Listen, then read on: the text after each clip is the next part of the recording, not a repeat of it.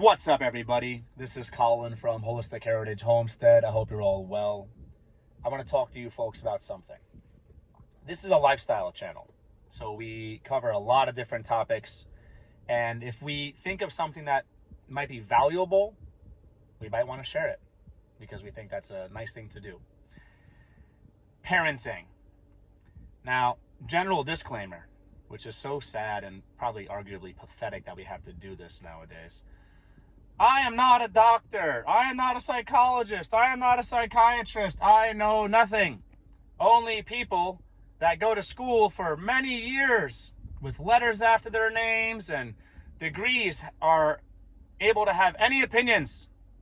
They are the only ones that can read. They are the only ones with critical thinking capabilities. This is for entertainment purposes only. These are just my opinions. You get the point. The points. So, just earlier, I was talking to our 5-year-old about self-control. Now, I feel that certain principles when it comes to parenting are kind of universal. Now, I was talking to our 5-year-old, but I think the principles can be applied to children of all ages. Your delivery method might be different. The amount of detail you go into might be different. But essentially, it's all the same. It's all the same. If I talk to an adult about self-control, it would probably be very similar. Okay? So, our 5-year-old has a habit, like many people have habits, of just, maybe fidgeting or playing with his fingers and or his hands. And not a big deal, but I like to address things as I see them. And there is a time when it comes to parenting to pull out the old, because I told you so, because I said so. Sure, great. And actually, there are times where that is appropriate and maybe even beneficial. However, I would say just as much, if not more of the time, you should be explaining yourself. Why? I'll tell you why. Without explanation, they're not learning. They're thinking that you're just laying down rules, laying down laws, and they're supposed to abide by rules and abide by laws. I do not want our children just to abide by rules and abide by laws. First of all, we're real Americans out here, okay? We believe in rugged individualism. We believe that we should not just accept every law because immoral laws are bad. Immoral laws are immoral. Just because something is a law does not mean that it is moral. Just because there are rules does not mean that those rules are moral. Maybe I'm not condoning or supporting this, but if laws and or rules are immoral, if they are bad, maybe you should break them. Just saying, maybe, I don't know. But historically, there have been many laws, many rules that have been absolutely horrible. Horrible. And if more people broke those laws and rules, they'd be better off. Society would be better off. Okay? So I want to raise free thinkers. I want our sons to be free thinkers. I want them to have critical thinking capabilities and even question teachers. Even question teachers, okay? Now, we are homeschooling, and we will homeschool our second son as well. But we will, God willing, be involved in a co-op situation, so there will be some actual teaching going on. And in those circumstances, I want our sons to ask questions. Don't just accept everything that is given to you. So, as a parent, you should explain yourselves. You should. You should. Because you want your children to learn and understand. If you tell your children to do something, and they don't understand why they're doing it, they might actually be angry, they might be bitter, they might become rebellious and even want to do what you don't want them to do, which is really counterproductive. If they understand that there's a reason, if they understand that everything you tell them is because you love them and you care about them, and I said that to our 5-year-old before, then it comes from a place of caring, a place of love. And then they start to also build trust and think, well, my parents would never steer me wrong. My parents would never give me bad advice. If my parents are telling me to do something, it's probably in my best interest to do what my parents tell me to do. Very different than, don't do that.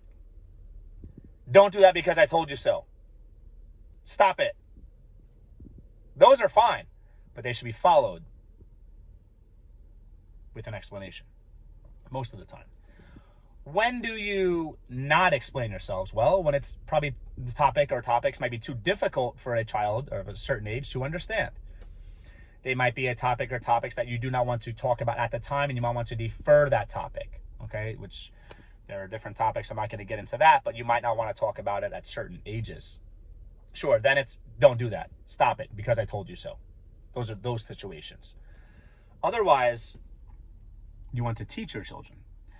You want to create not just discipline, but self-discipline. You want to create not just motivation, but intrinsic motivation. You don't want to control, you want to create self-control. You want your children to be able to have self-control. Very different. Very different. So, back to what I was saying. Instead of just saying, stop it, don't do that. Stop doing whatever you're doing with your fingers and your hands. Learn to use, self-control. I explained to our 5-year-old that self-control is very important because if you learn to have self-control, it makes you strong. Now, there's a reward there. As opposed to just a punishment, there's a reward. Okay? Especially when it comes to younger children. Reward. Actually, all children, really. Reward. If I control this habit, then I will have self-control, and self-control will make me mentally stronger. So I started telling our 5-year-old that if he can learn to control what he wants to do and control his body, then his mind, his brain will become stronger. Now, for a 5-year-old boy, that is something that is impressive. That's cool because 5-year-old boys like to be strong. 5-year-old girls like to be strong. People like to be strong. Okay?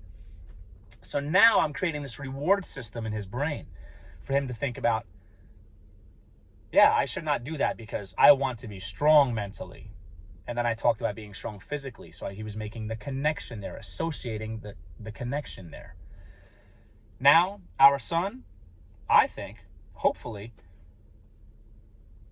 if he does and when he does, use self-control and stops himself from doing that thing, from doing that habitual thing, then he will start to build self-confidence. He will feel good about himself. He will feel strong and capable to control his brain. And in this world, more than ever, arguably, it is so important to be able to control your impulsive and compulsive tendencies. Okay? Now, you can go to school to learn about child education, child psychology. I'll tell you right now, in my humble opinion, you can learn more about parenting in one day of being an actual parent than you can learn in 4 or 6 or 8 years of going to some higher learning center. And I quote that on purpose. Listen, folks, and I'm not just destroying all education. You can learn a lot, absolutely. But experience is so important, okay?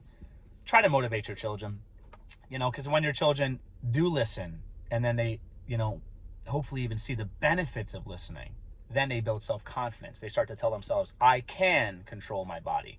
I can control what I think or how much I think about a topic or topics or a thing or things. And that is equipping them, arming them with the mental fortitude, the mental strength they need to navigate life.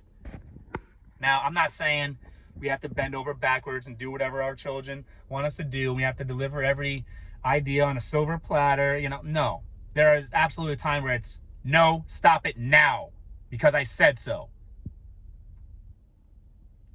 But as you explain some things, or most things or all things to them, they will learn in time that they should always listen to you. They should always listen to their mother and their father. Okay? Because they will see that you have a track record. And they will understand that all of the things you've told them over the years has some thought behind it, has some wisdom behind it. And then you don't have to even explain yourself. And hopefully by the time they reach their teenage years, they will just listen to you because they know you know what's up and they know you love them and you care about them. I just wanted to talk about this briefly because I feel like as parents, we should be building each other up. It's hard to be a parent, especially nowadays. So if you have any tips, people can have the same beliefs about things, but they might have different delivery systems, different methodology. They might be different on the procedural end of things. But if the ideas are the same, if you could share some tips on how to explain something to children of different ages, do that and help one another out. Don't be so proud and so egotistical that you think that you can't accept advice from other people. Oh, they don't have children, or they only have one children, they have less children, they only have a boy, they don't have a girl, they only have a girl, they don't have a boy. Listen to people. You might learn something. Especially if you're looking for parenting advice, listen to parents. I think that's where the best advice is going to come from. Take care. Show your children love. Take the time to talk to your children, to explain to them, so they learn, they develop trust, self-control, self-discipline, and then self-esteem. Let me know in the comments below if you have any recommendations, any tips, because I am always willing to learn, especially when it comes to parenting. For you parents out there, it's a learning process. Take care, everyone.